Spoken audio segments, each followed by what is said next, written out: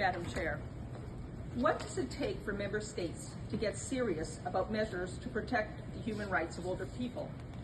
Does it take a death rate of 80% of older people from a climate change event like we saw in British Columbia during the heat dome in 2021, when 756 mostly older, poor, and isolated people died in a completely preventable event?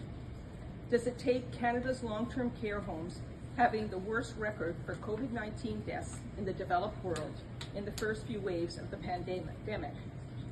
Does it take laws that dictate where older people can live, allowing government to move older persons in long-term care as much as 150 kilometers away from family and friends against their will, as recent legislation has done in Ontario? Does it take the fact that in 2022, it was estimated that 1 in 10 older Canadians experienced some form of elder abuse, keeping in mind elder abuse is underreported and the rates are likely much higher?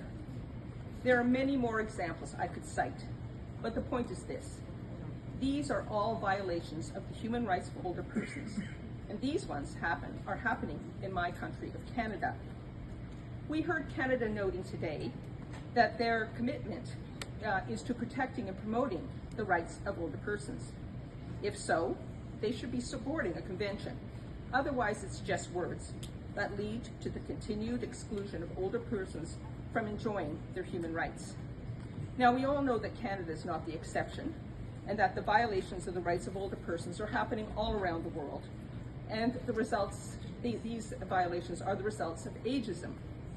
We have heard arguments that these human rights violations can be solved by current United Nations conventions if we just applied them a little bit better. Here's the problem with that simple and ineffective response. We know that current international human rights frameworks fail to protect the rights of older persons. And we know that there is no provision in the UN conventions that exist that address ageism, the core cause of these violations of the human rights of older persons.